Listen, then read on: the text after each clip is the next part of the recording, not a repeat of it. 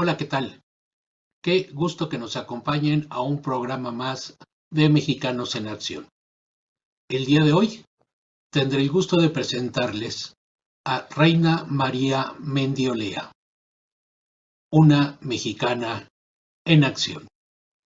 Acompáñenos.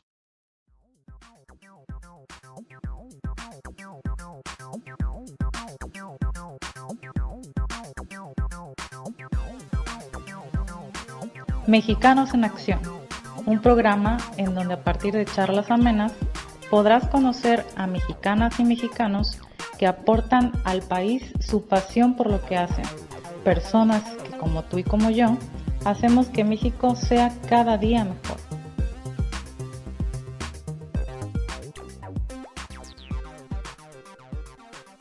Mexicanos en Acción. Pues ya estamos aquí para iniciar este nuevo programa de Mexicanos en Acción y hoy tengo el gusto de presentarles a Reina María Mendiolea, a quien le envío un cordial y fuerte abrazo hasta la población de Olney, que se encuentra 80 kilómetros al norte aproximadamente de Londres. Así que hasta allá, hasta Europa, el norte de Europa, un saludo muy afectuoso y el agradecimiento por permitirnos estar contigo este tiempo. Gracias.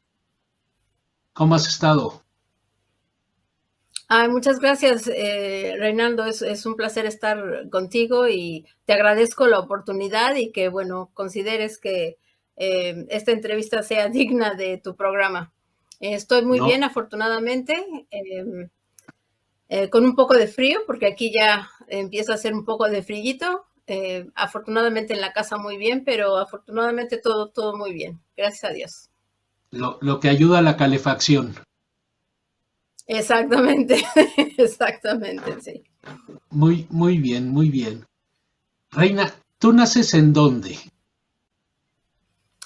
Yo nací en la Ciudad de México hace casi ya 60 años, casi, en unos 3 semanas, 60 años, el 3 de enero de 1962. Y Nos nazco llevamos meses. Te Sí, llevo 3 meses, meses sí, cuando mucho. meses. Sí, así es, así es. Muy bien. Y bueno, mi mamá, María Luisa Ortega, mi papá, Manuel Mendiolea, entonces mi segundo apellido es Ortega. Entre mi mamá y mi papá había mucha diferencia, mucha relativamente, había 13 años de diferencia. Y mi mamá se casó muy jovencita, a los 16 años. Y es hija de, ya saben, Cristian Caballero o Eulalio Ortega, que vi tu entrevista, Juan, por cierto. Entonces, bueno, allí ya hay un poco de, a los que ya vieron la entrevista, pues habrá un poco de familiaridad con nuestra historia. Son mis mismos abuelos, ¿verdad? Del lado materno, que Javier, el papá de Juan, era hermano de mi mamá, entonces por ese lado pues somos familia. Y por el lado de mi papá, él creció como hijo único y fue adoptado por Manuela Mendiolea Juárez, que fue nieta de Benito Juárez. Entonces, pues por un lado, la familia Juárez, o sea, del lado de Benito Juárez, del lado de mi mamá, como también lo mencionó Juan, soy Chosna, me parece que de Bocanegra, quien escribió el himno nacional, ¿no? Entonces, pues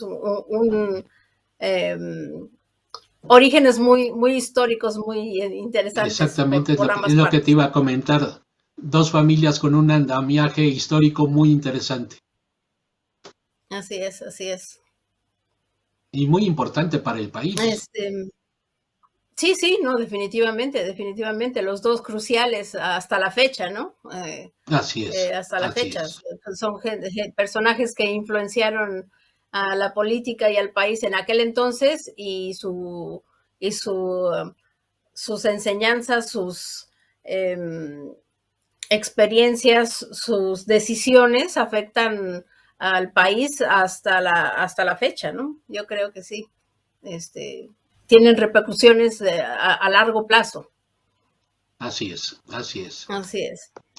¿Eres la primera hija del matrimonio? ¿Tienes más hermanos? Así soy la primera de 5. Mi mamá fue la primera que se casó de la familia de 15 hermanos que ella tenía. Mis abuelos tenían un restaurante que fue en donde ella conoció a mi papá. Mi papá iba a jugar ajedrez y como también él le gustaba la ópera, como mi abuelo Cristian Caballero, que él era abogado de profesión, pero de corazón él era cantante y músico, y es lo que le gustaba. Entonces, en el café que tenían mis abuelos, mi papá iba a jugar ajedrez y a oír música, y también tomaba fotografía de actores, y entonces a veces iba con mi abuelo a tomar fotos a los teatros, a los actores, etcétera. Ahí fue donde conoció a Plácido Domingo también en alguna ocasión.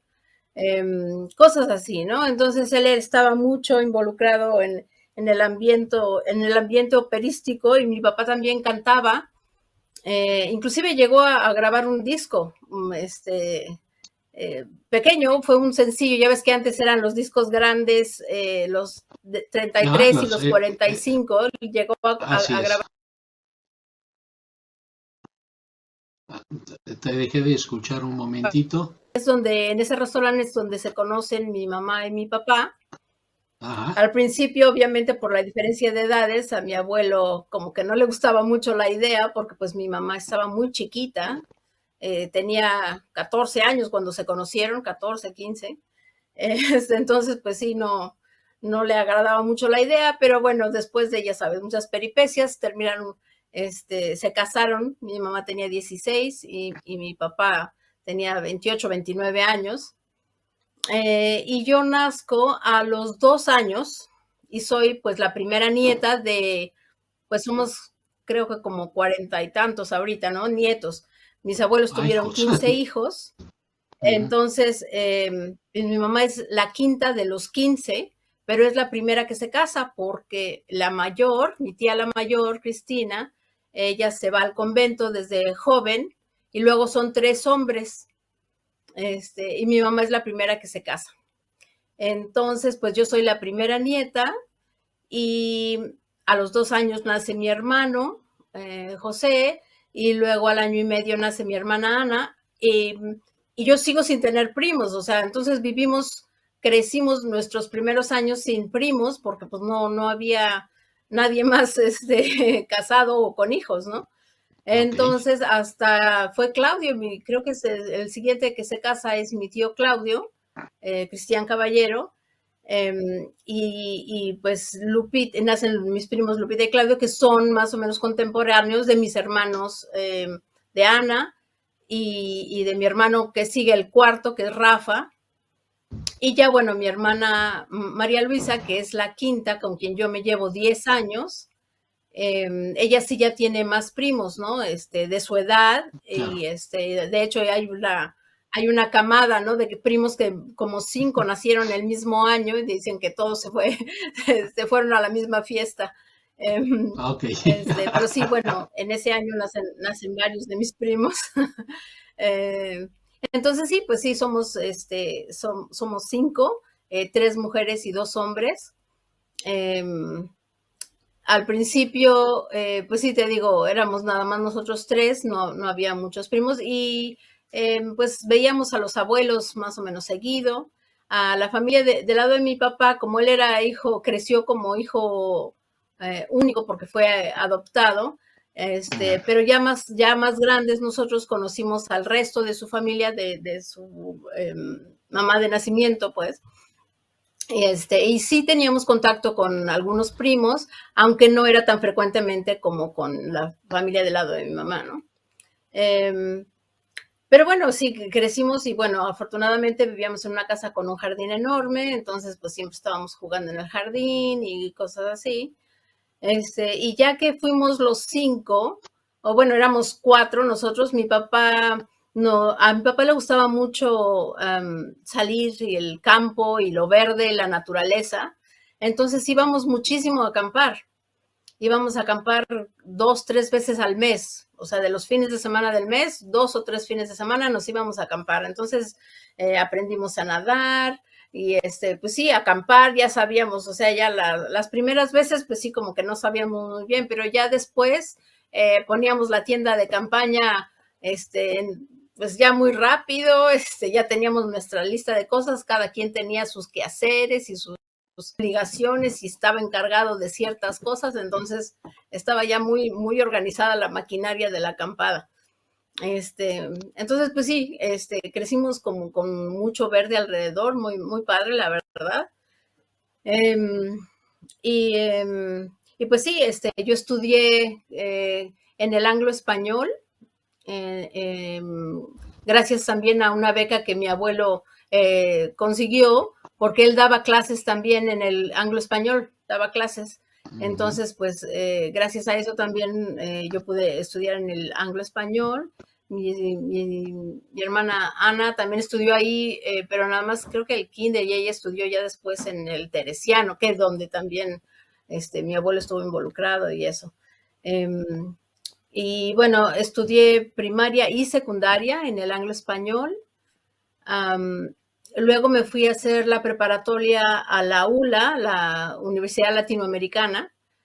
Y cuando yo entré ahí, apenas tenía el segundo año de no ser militarizada, porque antes era la Universidad Militar Latinoamericana.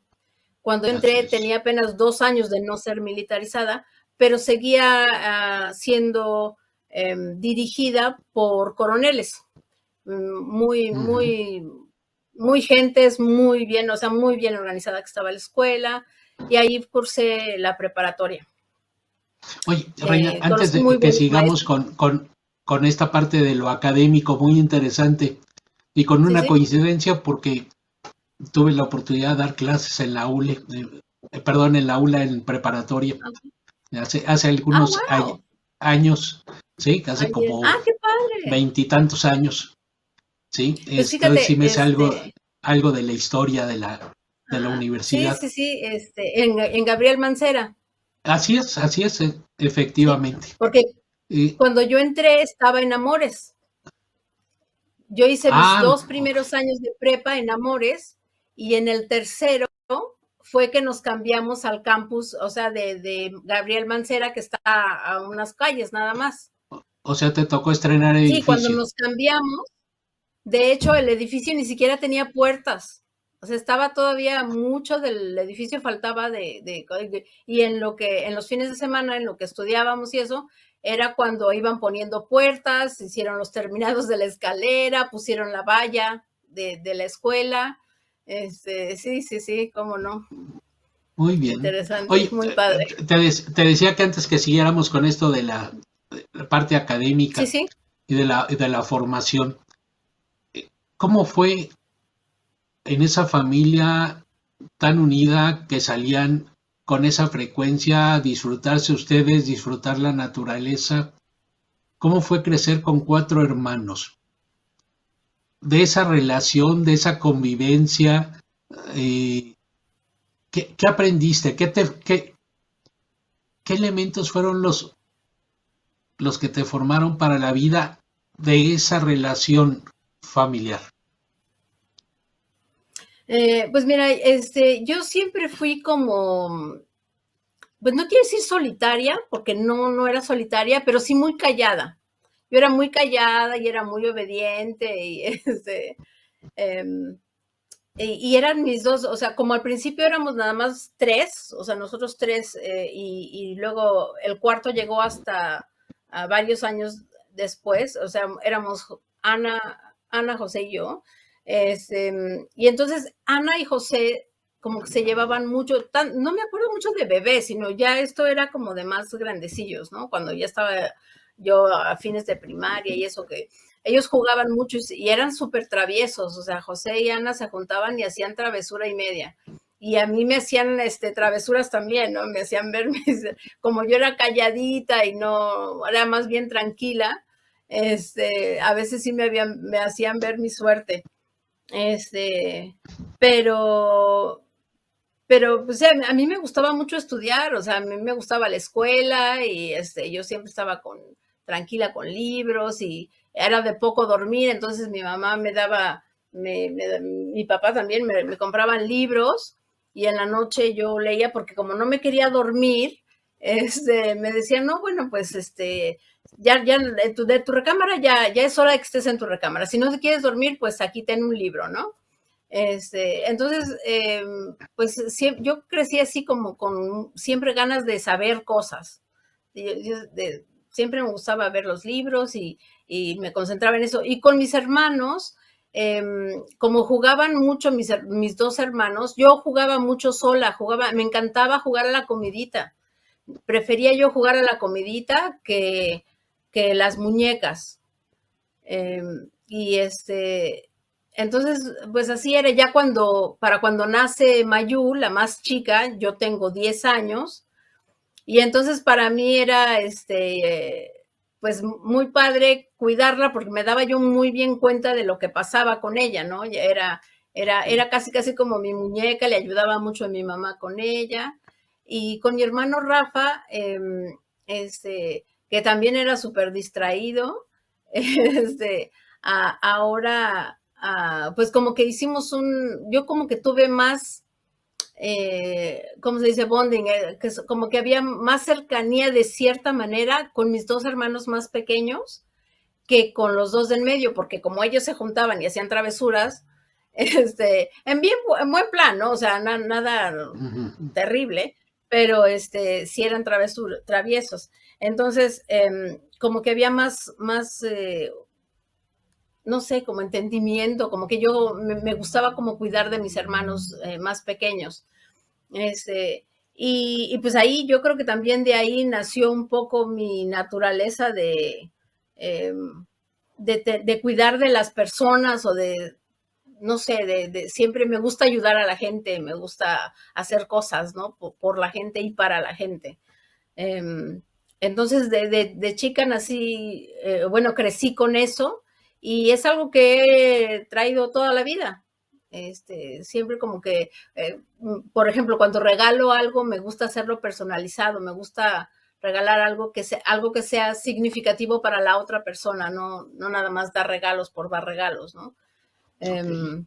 Entonces, pues sí, y sí, salíamos mucho, nos divertíamos mucho, jugábamos mucho también. Mi mamá nos hacía juegos y cosas, nos enseñó a hacer los quehaceres de la casa. Cada quien tenía, me acuerdo perfecto, de lunes a viernes, nuestra obligación era la escuela, pero los sábados también, cada quien tenía sus obligaciones. Uno de mis hermanos iba por los refrescos, a mí me tocaba barrer aquí y allá, y en las vacaciones mi mamá nos enseñaba a cocinar y cosas así, ¿no? Entonces fue una niñez muy rica. A mi papá también le gustaba mucho estudiar, o sea, siempre estaba estudiando algo, siempre, siempre, siempre. Entonces, pues sí, crecimos, yo creo que todos con ese chip, ¿no? De el conocimiento y de saber y de ser inquisitivos y de buscar información, ¿no? Y muy padre hacerlo en la naturaleza, ¿no? Porque pues era más saludable, claro. Aprendíamos de cosas, en las noches salíamos a ver las cigarras como salían de sus estructuras, de sus caparazones en los árboles, íbamos a bucear, entonces fue muy, muy padre, la verdad, es y además una situación pues muy bendecida, porque pues cuántas gentes pueden tener esa clase de niñez tan rica, ¿no? En todos sentidos. Claro.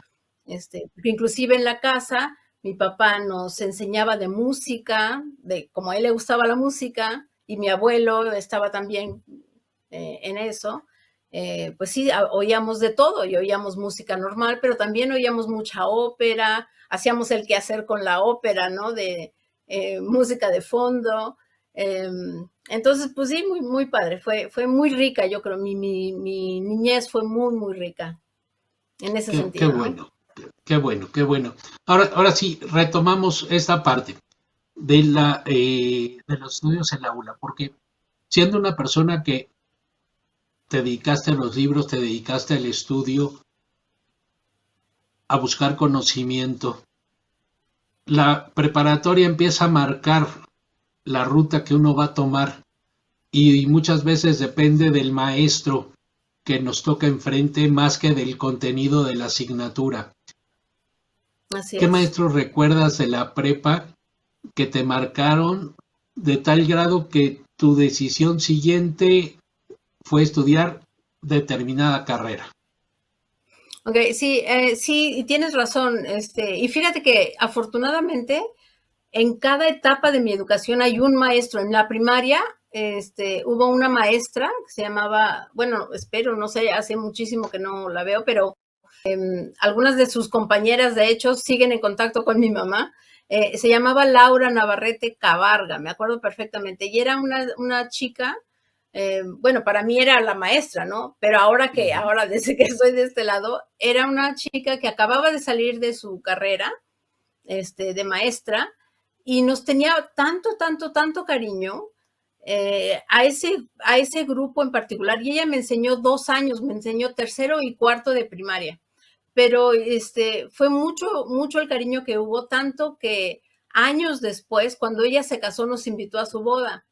Ok. Entonces, pues sí quedó ahí mucho, digamos que la recuerdo con mucho cariño a ella, ¿no? Y luego en secundaria, mi maestro de matemáticas se llamaba Alfredo Whitman y él me ayudaba mucho, también como, me gustaba mucho cómo daba su clase y como me gustaba, bueno, ahí teníamos como que siempre tenía su lugar, ¿no? Pero como que yo le ponía mucho esfuerzo y pues él me reconocía como pues buen estudiante o no sé, pero sí, a él lo recuerdo mucho por eso también, porque sus clases eran muy, muy padres. Y luego en la prepa, yo estudié el área 2, el área químico-biológica, y Ok. particularmente mi maestro de química, él tenía muy buen don con los estudiantes, o sea, sabía, porque era súper estricto, era muy, muy estricto, pero muy buen maestro, porque además nos llevábamos muy bien con él, ¿no? Como éramos el área 2, el área de los químico-biológicos, era un grupo pequeño, me acuerdo que éramos como 23 o 24 estudiantes, cuando los otros grupos Ujú. eran más grandes. Eh, y pues nos llevábamos muy bien con él. Eh, Inclusive saliendo de la prepa, en alguna ocasión también lo contacté, ya que estaba yo de este lado, cuando alguna vez fui, lo contacté y fuimos a comer y todo eso, ya como profesionista. Y sí, o sea, fue por ahí. La prepa fue, creo que, el profesor que más me marcó, ¿no? Y con quien también tuvo mucho, mucho cariño. Terminando la prepa, Ujú. yo lo que quería era estudiar algo de biología, posiblemente influenciada por, pues, crecer en la naturaleza y todo eso. De hecho, yo tenía mis colecciones de insectos y de mariposas y tenía mi juego de química, ¿no? Y hacía mi tinta invisible cuando chiquilla y cosas así. Entonces, lo que yo quería era estudiar fue biología. Y Ujú. terminando la prepa, yo lo que quería era estudiar en la UNAM, pero pues por las circunstancias de cómo son las inscripciones o como eran en aquel entonces, pues no me tocó la UNAM, sino que me tocó la ENEP Zaragoza, me quedaba a hora y media de donde yo vivía. Y Ájale. las clases empezaban a las 7 de la mañana, entonces yo tenía que Uh, salir de mi casa a las 5:30 para tomar el primer metro. Nosotros vivíamos en Portales, Nativitas, yo tomaba el metro Nativitas y tenía que tomar el primer metro del día para no llegar tarde a la escuela, a la universidad. Y era irme de ahí hasta Zaragoza y ahí en Zaragoza tomar otro autobús que hacía media hora más ay, para llegar a Dios. tiempo, sí. Entonces, bueno, como que no me funcionó muy bien eso y estuve nada más ahí un semestre y dije, no, esto no me está funcionando. Y entonces cambié de carrera y estudié ingeniería en alimentos en la UAM Iztapalapa. Bien. Y ahí en la UAM Iztapalapa conocí al que yo considero que fue mi mentor en cuanto al resto de mi carrera profesional. Porque uno de mis profesores al principio se llama Bonfiglio Muñoz Bojalil y él me daba biofísica. También me encantaban sus clases porque súper bien estructuradas, muy claras. Y bueno, él formó un pequeño grupo de investigación. Bueno, como maestro de universidad, obviamente él tenía sus clases, pero también tenía proyectos de investigación. Y él me invitó a participar en uno de sus proyectos de investigación. Es un proyecto que se llamaba Mobiocam, que quiere decir Monitoreo Biológico de la Contaminación Ambiental. Y era monitoreo biológico porque la idea era ver cómo cambiaba o cómo la contaminación modificaba la vida. Y la vida nos enfocábamos en el estudio de bacterias, de líquenes, de hongos y cosas así, y ver cómo se afectaba la vida por la contaminación ambiental en aquel entonces, ¿no? Y me acuerdo mucho que él era médico y me impactaba mucho el hecho que él decía, bueno, si yo soy médico, pero a mí me importa, me interesa estudiar al individuo sano, para estudiar al individuo sano. Y entonces la idea era, pues con todo este proyecto, ayudar al individuo sano a vivir bien, ¿no? Okay. Entonces, él me invitó a participar en su proyecto y pues fuera de todas las actividades de la universidad, o sea, tareas, lo que sea, todas teníamos actividades con él y yo con él aprendí muchísimo de laboratorio, aprendí histología, que no era parte de mis materias ni nada por el estilo, pero con él aprendí histología, aprendí a hacer cuestionarios, como ahora sí, como a involucrarme más en lo que es la investigación, ¿no? Como se dice, las hands-on, a ponerle las manos en la masa, ¿no? Y con él aprendí muchísimo, porque además como que él seleccionó a sus estudiantes y todos teníamos como una diferente capacidad, ¿no? Entonces nos daba nuestras obligaciones dependiendo de eso. En función de eso. Y se formó un grupo muy bonito, ajá, sí. Y entonces nos invitaba también, y hoy vamos a una conferencia de tal, y hoy vamos a visitar esta otra institución. Y aprendimos muchísimo con él, muchísimo con él. Oye, Reina, ¿te parece bien si hacemos una primera pausa? Claro. Y regresamos para seguir platicando de tus estudios en la Universidad Autónoma Metropolitana de Iztapalapa. ¿Cómo no? ¿Sí? ¿Cómo no? Bien, sí, pues claro. Vamos a una pequeña pausa y ahorita regresamos. Huellas Mexicanas, un servicio de alta calidad en un concepto integral y místico. Huellas Mexicanas surgió hace más de 5 años por la necesidad de innovar y crear viajes y eventos con personalidad, fusionando el arte de conocer con el del buen comer y beber, disfrutando de las temáticas en ambientes únicos y especiales. Huellas Mexicanas, una empresa dedicada a diseñar experiencias para viajeros de verdad.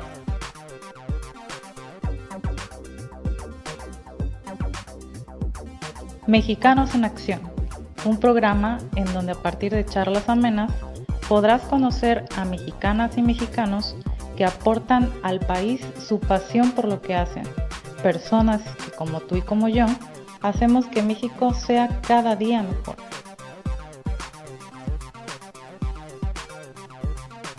Hola, ¿qué tal? ¿Cómo están? Bienvenidos a este video. La Liga de Fútbol Soccer Aaron Padilla se complace en invitarlos a participar en sus diferentes torneos, sabatino y dominical. Ven, inscríbete y haz parte de esta gran familia. Si te gustó el programa, suscríbete y toca la campana para recibir notificaciones. Por favor, regálanos un like, comenta y compártenos. Busca el canal en Facebook y también hazlo en Instagram. Ya estamos de regreso para seguir platicando con Reina Mendiolea. Reina, nos comentabas que estudiaste en la Universidad Autónoma Metropolitana después de un cambio de decisión, porque en la otra escuela donde te había tocado estaba mortal tener que ir hasta allá todos los días.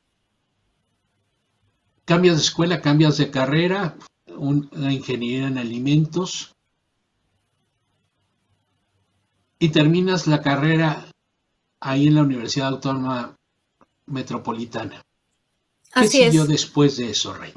Así es, estudié allí la carrera, y justamente cuando estaba yo haciendo mi tesis final de la carrera, yo estuve trabajando, bueno, obviamente estudias de todos los alimentos, pero mi proyecto final lo hice en cuestiones cárnicas, que es en donde yo me quedé al final para hacer mi tesis. Y mi tutora, mi maestra en ese entonces, la doctora Isabel Guerrero, me invitó también a participar en algunos de sus proyectos, y estaba yo haciendo mi tesis, empezando a trabajar ahí con ella. Y un día llega y me dice: oye, Reina, fíjate que hay la oportunidad de ir a hacer una maestría. ¿Te interesa? Y no, pues sí, que no sé qué, estaría muy padre, no sé qué. Dice, bueno, el pequeño detalle es que esa maestría estaba ya lista para dársela a otra persona, pero esta persona no pasó el examen de inglés. Y para que no se pierda, te estoy ofreciendo a ti, pero la condición es que vayas a la embajada mañana y presentes tu examen. Y entonces dices, híjole, mañana. El caso es que fui a la embajada, al consulado británico, presenté el examen y lo pasé. Y a partir de ahí, pues hubo otro par de entrevistas y, ya sabes, papeleos, cosas así, pero fui creo que 3 veces al consulado, pues para checar, porque eran diferentes etapas de entrevista, ¿no? Primero fue un examen escrito, y luego fue un examen oral, y luego fue una entrevista. El caso es que, bueno, todo fue pasando, y terminé mi carrera en ingeniería en alimentos, y me fui, bueno, me vine a Inglaterra en el año de 1988. Vine a hacer la maestría en ciencias de la carne, precisamente. Ok, en relación con tu trabajo de fin de la licenciatura, ¿no? Exacto, pues sí, como estaba ligada con eso, mi maestra, la doctora Guerrero, con quien todavía estoy en contacto, por cierto, ella me dijo, ¿no? ¿Por qué no? Si te interesa y todo eso. El caso es que, pues sí, todo se dio. Y entonces, en julio de 1988, yo vine a Europa, empecé la maestría en ciencias de la carne. Era una maestría de 1 año, pero pues tenía yo clases y proyectos, ¿no? Y estando allá, se me presenta la oportunidad de hacer el doctorado trabajando también con productos cárnicos, pero ya enfocándome un poco más a la cuestión olfatoria y de preservación de los productos. El caso es que se me presenta esta otra oportunidad, y me quedo a hacer el doctorado también. Entonces, terminando la maestría, empecé el doctorado en la Universidad de Nottingham. Todo esto es en la Universidad de Nottingham, pero no en la ciudad de Nottingham, porque el campus de cultura, que es en donde se llevaban a cabo estos estudios, están fuera de Nottingham, hacia el sur. Nottingham de la isla está muy central. Y el campus de agricultura está ligeramente al sur de Nottingham, como a 2 horas manejando de Londres. Londres está en el sur, como a 2 horas al norte de Londres estaba esta ciudad. Entonces yo ahí empiezo a hacer la maestría y luego me sigo con el doctorado. Y pues ahí, obviamente, aquí en Inglaterra la vida es muy interesante en el sentido de que conoces gente de muchísimos países. Es un lugar sumamente cosmopolita y más las universidades, ¿no? Hay gente de todos los lugares del mundo. Y ahí aprendes, yo creo que lo que más valoro del doctorado y de mi estancia, de la maestría y el doctorado, más que los conocimientos dedicados o que se refieren a las materias que estudié, fue toda la riqueza cultural que adquirí y la manera como se me abrió la mente y las perspectivas, ¿no? Porque pues uno crece, como te digo, yo crecí en un lugar muy rico de cultura y eso, pero como que con una estructura muy hecha. Y entonces vengo a Europa y veo que hay tantas y tantas otras cosas afuera de esa estructura que también son permitidas y que se valen, ¿no?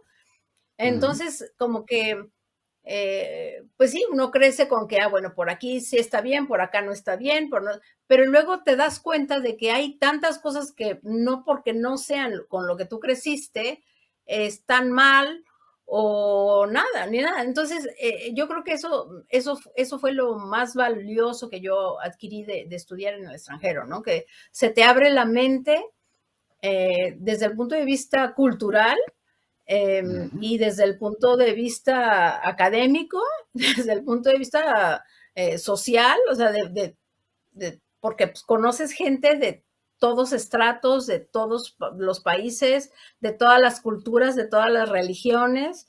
Entonces, interesantísimo, ¿no? Muy padre. Y haces amistades de las primeras personas o gentes que yo conocí, hice amistades con las que todavía tengo amistad. Y esto fue hace más de 30 años, ¿no? Porque eso era algo que nos unía. Todos éramos extranjeros, extrañábamos nuestros lugares de origen y era sobre todo que los que llegábamos con idiomas diferentes, porque pues a la hora de llegar, pues sí, yo pasé mis exámenes y todo, pero eso es muy distinto a realmente escuchar los dialectos, la manera como la gente habla cotidianamente, que hay veces que decía yo, ¿de qué me habla esta persona? No entiendo nada de lo que me está diciendo, ¿no? O a la hora de que tomas las clases y pues las clases las tomas en inglés, pero tu nivel de concentración pues tiene que ser mayor, primero porque pues no está uno acostumbrado a escuchar el inglés todo el tiempo. Claro. Y luego llegas y hablan de temas locales que tú desconoces. Y entonces dices, es que ¿de qué está hablando? Entonces había clases en las que yo nada más anotaba cositas aquí, cositas, o sea, como frases, y ya después de la clase tenía yo que ir a investigar de qué estaban hablando, ¿no? Porque pues ni cuenta para tratar de entender. Entonces, el nivel de concentración, entonces había días que sí acabábamos exhaustos y éramos hermanos en ese sentido, de que como éramos compañeros del mismo dolor, hicimos amistades muy lindas, muy bonitas, que te digo, a la fecha existen. Y es más, hace 3 semanas o 2 semanas me fui a Portugal a visitar precisamente a una de esas amigas, ¿no? Que conocí cuando estaba yo haciendo el doctorado, ¿no? Entonces, muy padre, muy padre. Esta ruptura de paradigmas al encontrarte con este mundo tan diferente al mundo en el que te habías formado, ¿es lo que te termina de enamorar por quedarte allá? ¿O regresas aquí a México y haces algo aquí en México? Pues se juntaron varias cosas. Yo te digo, la idea de venir a Inglaterra era venir un año, hacer la maestría y regresar a México. Ya estando aquí se me presenta la oportunidad de hacer el doctorado, pero también se me presenta la oportunidad de conocer a alguien. Entonces, así como llegué a Inglaterra, en el primer mes que llegué, conocí a la persona con la que me casé. Él es Ahmed, se llama Ahmed, él es iraquí, él es musulmán, y entonces éramos completamente de culturas diferentes, ¿no? Pero pues nos conocemos, obviamente nos caímos muy bien, él estudiaba lo suyo, yo estudiaba lo mío, inclusive en universidades diferentes, pero cercanas. Total que a fin de cuentas, bueno, obviamente la vida para él se complica muchísimo siendo iraquí. En ese entonces es cuando se da la guerra del Golfo. Pasan una serie de cosas, a él le congelan su dinero, o sea, él ya no tiene dinero. O sea, pasan una serie de cosas pues fuertes realmente. Y bueno, entonces como que pues nos empezamos a apoyar un poquito más, y gracias a eso pues obviamente nos unimos mucho. Él tuvo que dejar de recibir dinero porque todos los que estábamos ahí estábamos como becados de nuestros países, ¿no? Entonces, él por la situación de la guerra del Golfo y todo eso deja de recibir su dinero. Y entonces, pues empezamos como a trabajar, porque la universidad le dijo que le daba oportunidad de seguir haciendo el doctorado, pero pues que había que pagar las colegiaturas, ¿no? Y que como extranjeros, pues pagábamos como 3 o 4 veces más que los locales. Entonces, pues haciendo el doctorado los dos, pues empezamos a trabajar pues de meseros, él en una pizzería, yo en un restaurante mexicano, y entonces así pues vamos aprendiendo, como quien dice, a vivir ese tipo de vida, y cuando por fin terminamos de pagar esa deuda que él tiene, entonces nos casamos, pero pues obviamente yo ya no regreso a México, ¿no? En ese momento. Nos quedamos aquí en Inglaterra. Pero por lo mismo llega o sea, de todos los problemas políticos que había en ese entonces, llega la recesión del 93 aquí en Europa, en Inglaterra, y pues los dos siendo extranjeros y ninguno de los dos de la Unión Europea, pues la vida como que se empieza a complicar y yo ya había terminado el doctorado, él estaba terminando el suyo, entonces pues encontrar trabajo fue muy difícil y entonces tomamos la decisión de que en lo que él terminaba su doctorado, yo me regresaba a México para buscar trabajo y pues para irnos para allá, ¿no? Y empezar la vida allá. Y así sucede, yo me voy a México en el 90, a fines del 93, y encuentro trabajo en el TEC de Monterrey, en Cuernavaca, en el campus de Cuernavaca. Ahí empiezo a trabajar, y él también encuentra trabajo ahí. No, de hecho, él encuentra el trabajo primero y es por eso que yo me voy allá para ver, porque dijimos, bueno, en donde caiga, donde haya suerte, pues ahí nos vamos. Y entonces caemos en el TEC de Monterrey del campus Cuernavaca.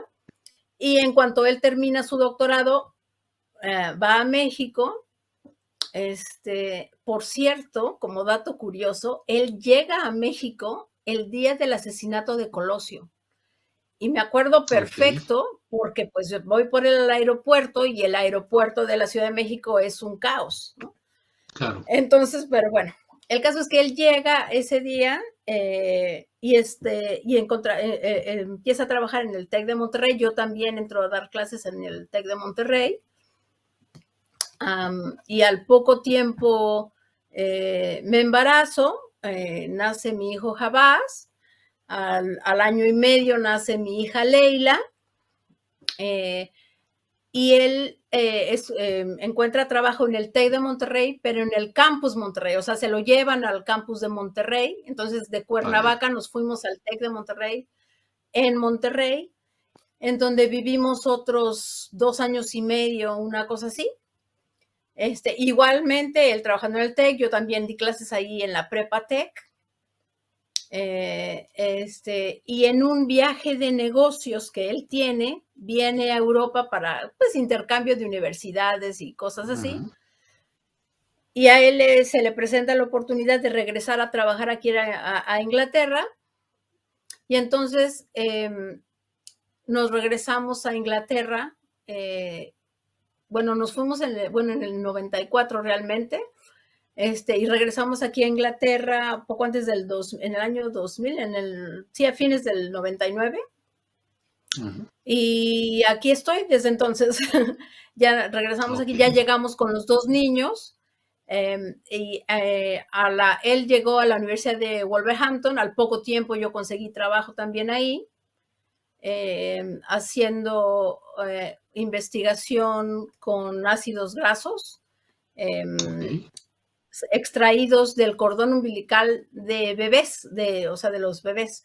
Y la idea era estudiar qué tanto el consumo de pescados o de los ácidos grasos del pescado, que son ricos en poliinsaturados, ya sabes, los omega 3 y los omega 6, aceites omega 3 y 6, cómo favorecían el crecimiento del feto por la ingesta de ese tipo de pescado por la mamá.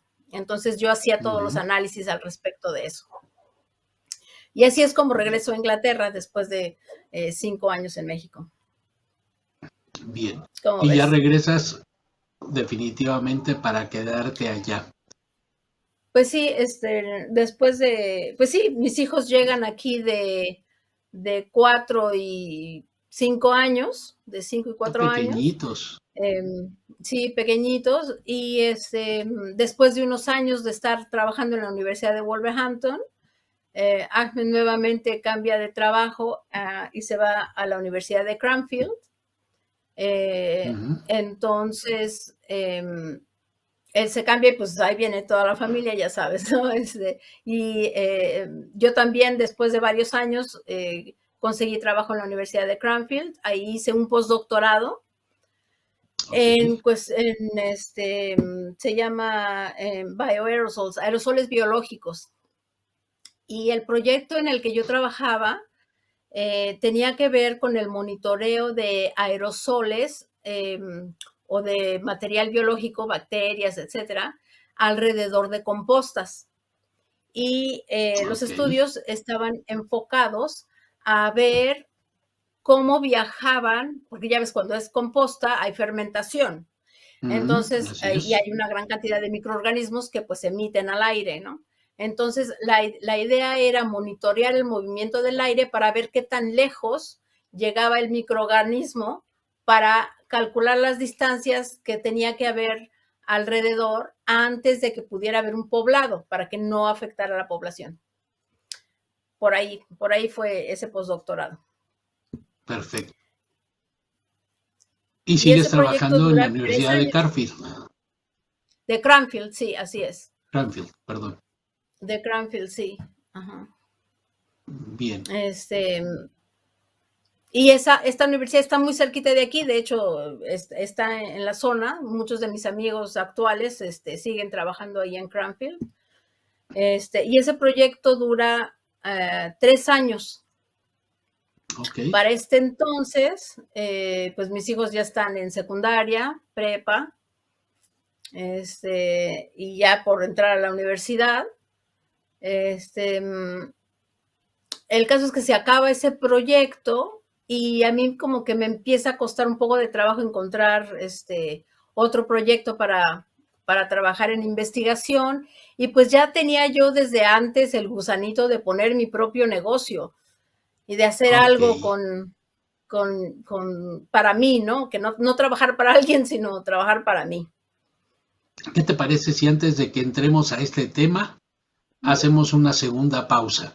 ¿Ok? Perfecto. Para centrarnos en esa idea, en ese gusto, en esa intención, en ese proyecto de hacer algo tuyo, de no trabajar para nadie más, autoemplearte ¿ok? Y Sí. desarrollar Ok, lo que estás haciendo ahorita. ¿Te parece ok, bien? me parece perfecto. Muy bien. Regresamos en un momento.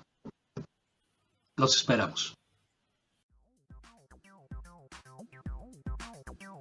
Huellas Mexicanas, un servicio de alta calidad en un concepto integral y místico.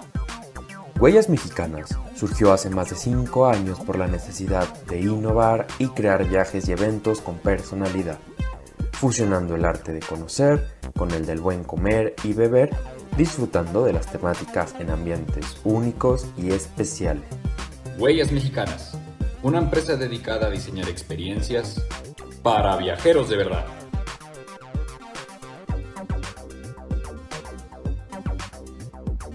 Mexicanos en Acción, un programa en donde a partir de charlas amenas podrás conocer a mexicanas y mexicanos que aportan al país su pasión por lo que hacen, personas que como tú y como yo hacemos que México sea cada día mejor.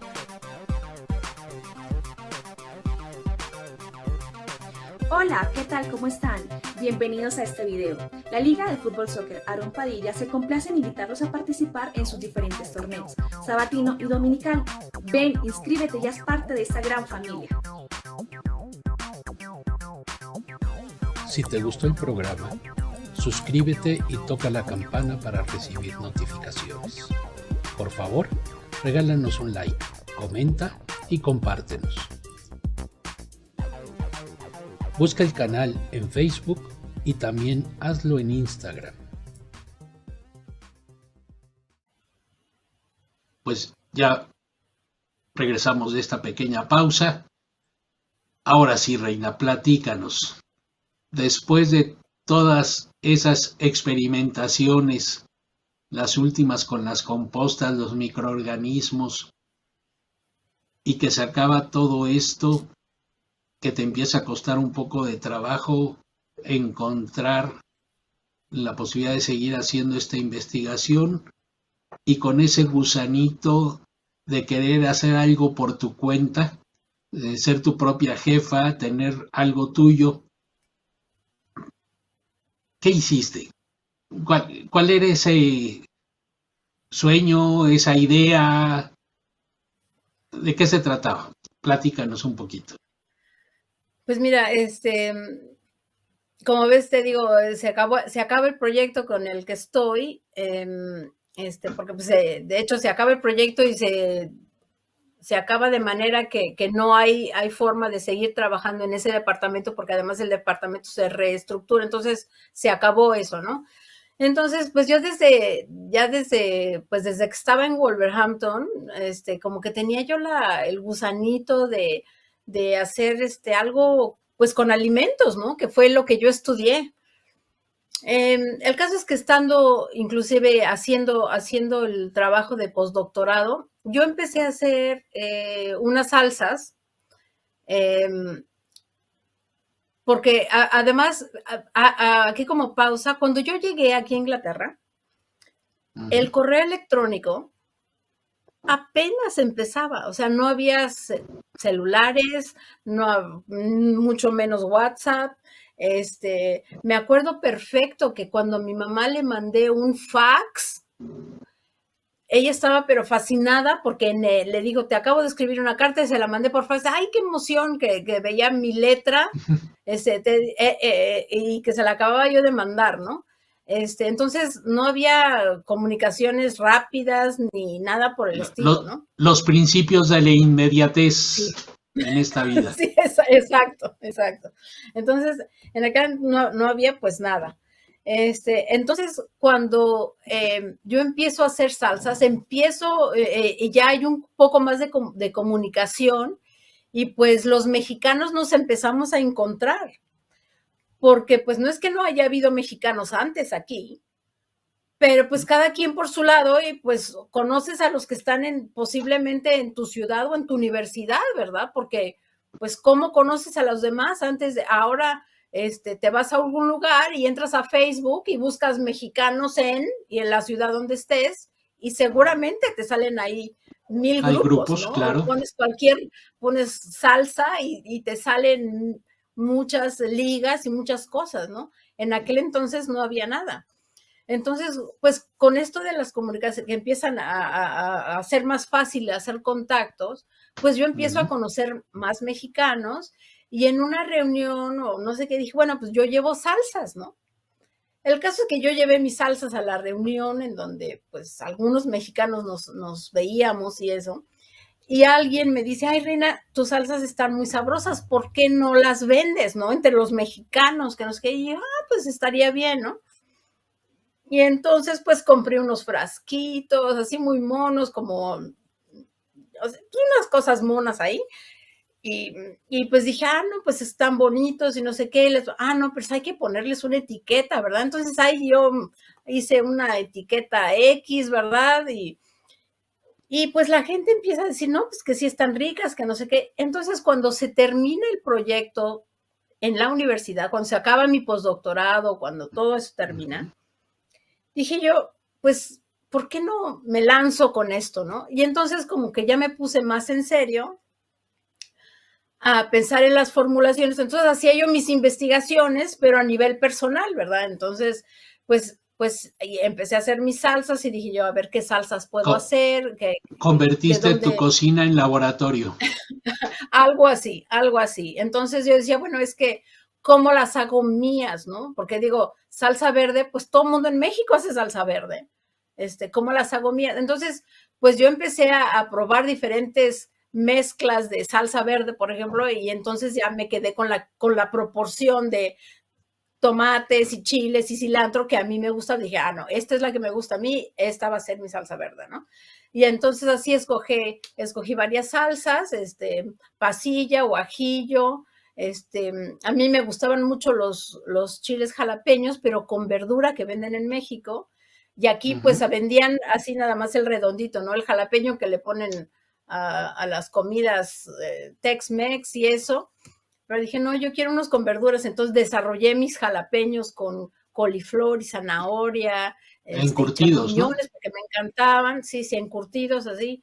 Entonces, dije yo, bueno, ¿qué tal un mole, no? Y dije yo, bueno, pues a lo mejor traigo la pasta, pero entonces empecé a ver que había problemas de cómo voy a traer la pasta y la importación y el papeleo y el no sé qué. Dije, no, mejor hago mi mole desde abajo. Entonces me puse a trabajar, busqué recetas, probé una, probé otra, mezclé cosas y dije, esta es la que me gusta. Entonces ya hice mi propia mezcla de mole. Entonces, pues ya, ¿no? Hice mi juego de salsas y afortunadamente, pues para todo esto me ayudaron mi familia, porque yo acá, pero yo les decía, oigan, pues pásenme recetas de esto y pásenme recetas del otro, y cómo le hago para acá, cómo ven acá, y ellos pues igual me iban dando pautas, y afortunadamente todos en mi familia, todos mis hermanos y mis hermanas, nacimos con el chip de la comida, porque todos de una o de otra manera estamos involucrados con cuestiones de alimentos, ¿no? Porque todos cocinan muy bien, entonces pues todos me ayudaron. Y por otro lado, mi hermana, la más chica, es diseñadora, y entonces ella me echó también mucho la mano con el diseño de las etiquetas, de hacer algo mono, que sea mexicano, que tenga mucho color, pero que se vea de un producto de calidad, ¿no?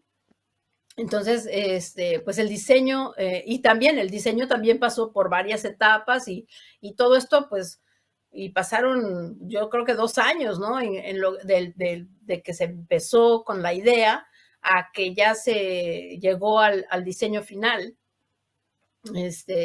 Entonces, pues bueno, un día decidí registrar la marca como Mamá Reina, y todo también empezó porque pues iban pasando los años, ¿no? Pasan los años, y aquí la gran mayoría de los estudiantes llegan, hacen sus estudios y se van. Pero yo me quedé. Entonces ellos llegaban jóvenes y se iban jóvenes y llegaban más otros jóvenes y se iban, pero pues yo iba creciendo. Entonces, de la población de mexicanos aquí, yo soy de las mayores. Entonces me convertí en la Mamá Reina. Y Ok. como siempre yo les ayudaba, cuando llegaban ellos, pues yo ya tenía aquí años de experiencia, ya sabía pues la vida, cómo se lleva, en dónde encontrar cosas, en dónde pedir cosas. Entonces llegaban y pues como que siempre había un papel relativamente maternal en el sentido de que pues les echas la mano, ¿no? Y qué bueno que ahora tienen, porque yo llegué y aquí no había nadie, o sea, no había Una, quien me una, echara una, la es- mano. una Sí, especie de tía a la que todos necesitamos cuando estamos fuera de casa, ¿no? exacto. Sí, entonces, pues sí, alguien en la Universidad de Cranfield me dijo, es que sí, tú eres mamá reina, no sé qué, y de ahí salió que ponerle el nombre a las salsas, ¿no? Mamá reina. ¿Cuándo registras tu marca, mamá Mi reina? marca la registré el 13 de marzo del 2014.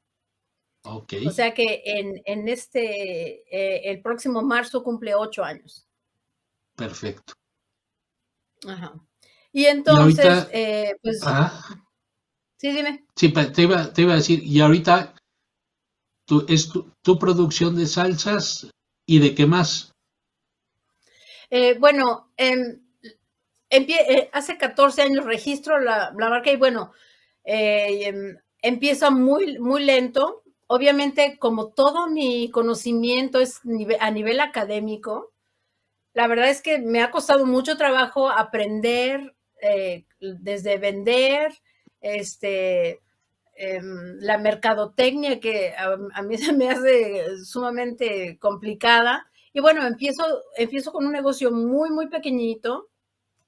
Este, y pues voy aprendiendo conforme van pasando las cosas, conforme voy necesitando aprender cosas, ¿no? Desde tratar con los proveedores, buscar ingredientes, las etiquetas, el registro de la marca, el papeleo, o sea, todo eso, pues, y obviamente me tardo mucho porque como no sé, como no tengo background en negocios, pues ahora sí que lo voy aprendiendo conforme lo voy necesitando.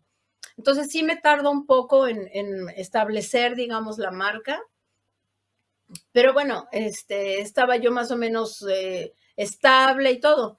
Pero bueno, la vida pasa, este, las circunstancias cambian, Ujú. me divorcio y entonces, pues yo tengo que empezar a buscar trabajo, ya no me puedo dedicar de lleno a la producción de las salsas.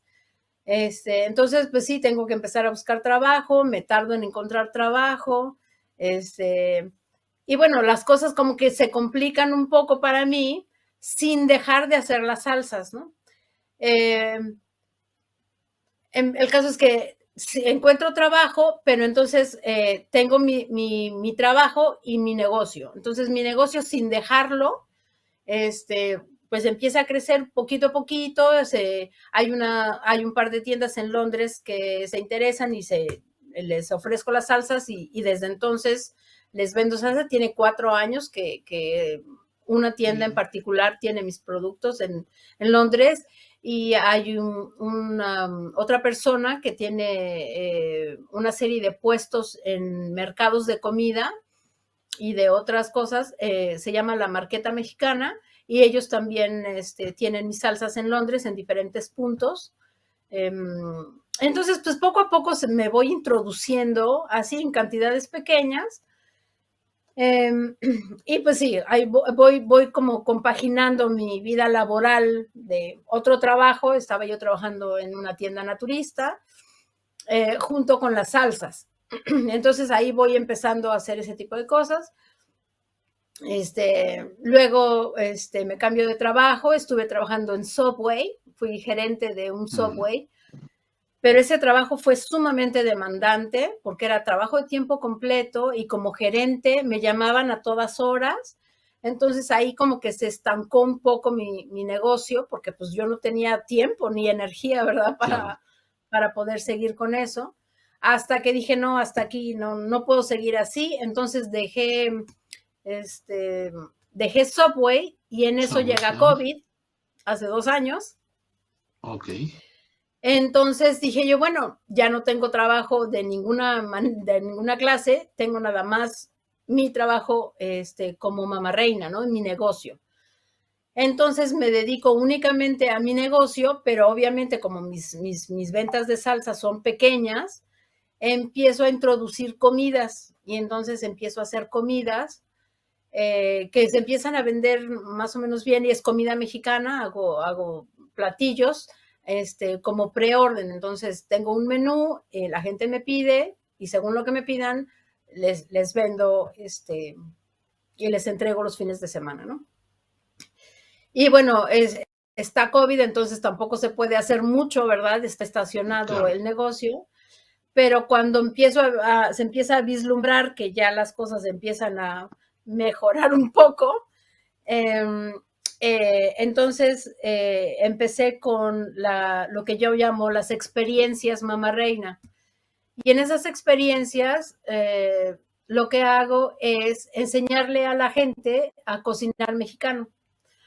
Entonces ellos hacen sus propias tortillas y prácticamente mis clientes no son mexicanos, son más bien británicos o de otro lugar, o son mexicanos que invitan a otros amigos. Y entonces en esas sesiones lo que sucede es que prueban obviamente todas las salsas que yo hago como parte de la promoción. Se les invita a probar las aguas frescas mexicanas y les doy agua de tamarindo, de horchata, de Jamaica.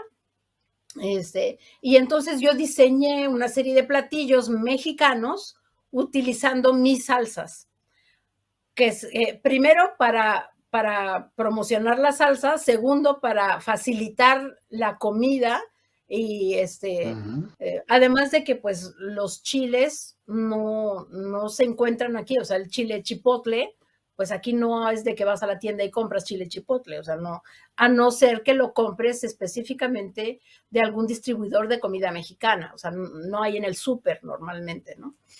Entonces, pues la idea es que con mis salsas que ya están listas para usarse, pues las utilicen en sus guisos, ¿no? O sea, que compren el chipotle y hagan sus albóndigas y cosas, ese tipo de cosas. Y entonces ellos hacen sus comidas, hacen su guacamole, hacen su ensalada de nopales, yo les doy todo lo que necesitan, lo cocinan, luego les doy un pequeño postre mexicano, les he dado ate, les he dado arroz con leche, y esa es la experiencia que se lleva, ¿no? Entonces se comen lo que cocinan, lo que les queda, se lo llevan, y ha resultado muy bien, o sea, han sido, pues ya he hecho 4 o 5 experiencias. Entonces ya han resultado, se llevan su mandil también con el logo de Mamá Reina y todo eso. Y han funcionado muy bien, se llevan su recetario y todo. Entonces yo espero para el próximo año seguir con esto, seguir con las experiencias y ahora no solamente yo organizarlas, sino que ellos mismos organicen en sus casas y yo llevo todo el material, o sea, para que no sea necesariamente un lugar fuera, un centro de convenciones o algo así, sino que sea en sus casas. Y de hecho ya hice una de esas experiencias y con muy buena aceptación, afortunadamente. Qué bueno, así que, qué bueno. Y aquí otra vez mis hermanos y mi mamá y todos echándome porras y recetas, también ayudándome con todo, así que súper bien. ¿Te imaginaste algún día siendo promotora de la gastronomía mexicana en el extranjero? Pues no, pero y mira, fíjate cómo son las cosas, ¿no? Cuando yo era chiquita, que yo prefería jugar a la comidita que jugar con muñecas, ya estaba en mi destino, o sea, y obviamente a esa hora no lo sabía, y me cayó el 20 de eso hace, pues, como unos 3 o 4 años, ¿no? Que alguien, no sé, no me acuerdo, alguien mencionó algo de, ay, mira, desde chiquita, y dije yo, es que sí es cierto, o sea, yo ya tenía en mi destino que mi vida iba a estar relacionada con la comida y los alimentos, porque yo prefería jugar a la comidita de chica que con las muñecas, ¿no? Sí, modista no ibas a ser. Sí, no. El caso es que, Y pues sí, la verdad es que la gente se queda muy contenta, sobre todo los extranjeros, no los extranjeros, los que viven aquí, o sea, los británicos o la persona, los que no son mexicanos aquí, se quedan tan sorprendidos de la riqueza de México, y para mí obviamente que es un orgullo, ¿no? Ahora que ya hay mucha más comunicación, yo participo en algunos eventos en donde se promociona la cultura mexicana, y como les he dicho a muchos, ¿no? Yo ahora soy mucho más mexicana que cuando era joven en México, ¿no? Porque ahora, y no sabes, yo escucho canciones como Mi Ciudad o oigo un mariachi, no sabes, o sea, los huesos te vibran, o sea, es inevitable, ¿no? Tu Entonces sí, relación es algo allá, muy bonito poder difundir la cultura por medio de la gastronomía. ok, y a partir de esto que estás haciendo, ¿cómo es tu relación allá, por ejemplo, con la Embajada de México en Inglaterra, Reino Unido? Pues sí hay comunicación con ellos. Obviamente hay mucha más comunicación con los negocios que están en Londres. He participado en algunos eventos que organiza la embajada, pero pues por la distancia no tanto. Pero sí, en septiembre, no, en septiembre fue, bueno, el año pasado, ¿cuándo fue? Antes de COVID participé en varios mercados en donde pues había productos mexicanos. Estuve yo promocionando mis salsas, sobre todo lo que llaman aquí los farmers market, que son los mercados orgánicos y locales y todo eso. Mis productos se venden. En septiembre hubo un mercado muy grande mexicano donde yo no puse mi puesto, pero sí estaban mis productos como parte de la vendimia, digamos. Entonces, pues sí, está súper bien, porque sí hay eventos, y ahora, te digo, gracias a las comunicaciones, que la gente se puede comunicar mucho mejor y más rápido, pues sí hay muchos eventos en donde podemos participar, y en algunos participo, en algunos no, dependiendo, ¿no? Pero sí hay participación, y sobre todo que ya hay muchos grupos también de emprendedores mexicanos, grupos a los que pertenezco, y entre ellos también, o sea, nos echamos muchísimo la mano también, nos ayudamos, y cuando alguien organiza algo, pues nos avisa, oigan, hay este evento, y entonces ahí vamos, ¿no? Y participamos en eso. Entonces sí se da. Es muy, muy bonito, porque la embajada está poniendo mucho esfuerzo en mantenernos comunicados, unidos, y en promocionar la cultura de México, ¿no? Eso Así que es sí, muy súper bien. positivo. Sí. ¿Y tu relación con agrupaciones de mexicanos allá? Pues sí, pertenezco a varios grupos, desde luego el grupo de mexicanos en Milton Keynes. Milton Keynes es la ciudad que está cerca del pueblito donde yo vivo. Aquí en Milton Keynes, que está a 15 minutos manejando, hay una población de alrededor de 25 familias mexicanas. Okay. Y hacemos cada año, bueno, sin el COVID, obviamente, sin tomar en cuenta el COVID, pero cada año organizamos nuestra fiesta de independencia.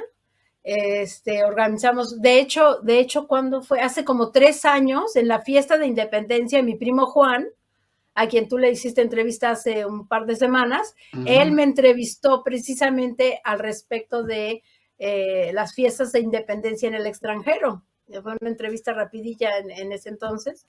Y organizamos las posadas, y organizamos, y hacemos piñata, y cuánto hay, ¿no? O sea, sí se organizan cosas, ¿no? Y ahora en febrero, pues va a haber la vendimia de tamales. Entonces sí, hacemos muchas reuniones, y yo pertenezco a varios grupos. El de aquí, pertenezco a 2 grupos en Londres, y a uno que se llama Mexicanos en el Reino Unido, o sea, que es un grupo de Facebook, pero a ese está enorme, ¿no? Y bueno, pues sí, hay varias participación en varios grupos. Muy bien. ¿Cómo ¿Qué ves? sigue para mamá Reina? ¿Qué sigue para Reina Mendiolea? Ay, pues bueno, en este momento yo lo que quisiera es seguir con las experiencias, pero encontrar un lugar en donde yo pueda hacer las experiencias. Entonces, en un lugar propio. O sea, yo quisiera, o sea, mi sueño sería tener un café, una especie como de bistro o de un café, una como fonda, si quieres llamarle fonda, como un pequeño lugar en donde yo pueda hacer mis comidas, hacer mis salsas y promocionar la comida a ese nivel de experiencias, ¿no? De que la gente venga, que haga sus propias comidas. Entonces, pues yo creo que es en lo que estamos poniendo el enfoque, sobre todo que ahorita que ya empieza a haber otra vez más difusión y más convivencia con la gente, porque el COVID ha detenido, pues, como a todos, ¿no? O sea, no nada más a mí, al mundo entero le dio un par de cachetadas de detente. Entonces, pues sí, tratando de salir de esa situación y pues viendo hacia el futuro, tratar de hacer esto como un poco, a solidificar esta idea, ¿no? Obviamente que se requiere tiempo, dinero, y todo, pero bueno, es en lo que vamos a poner el esfuerzo, seguir trabajando con las salsas. Cada vez han crecido muy lentamente, pero año con año se venden más salsas, ¿no? Entonces, ahí vamos. Bien.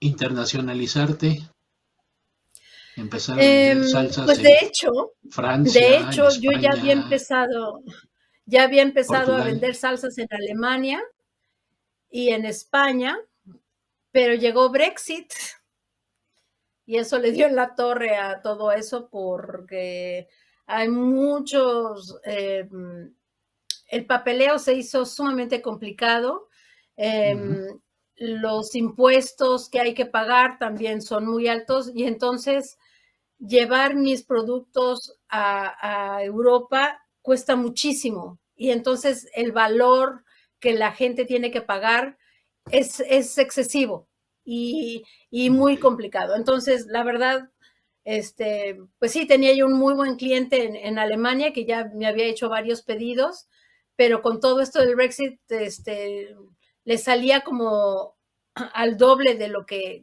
le costaba antes comprarme salsas. Entonces, pues sí, se hizo imposible. Y entonces, mira, ahorita me voy a quedar con el comercio local, que pues no es malo, porque además mando salsas a todo Inglaterra.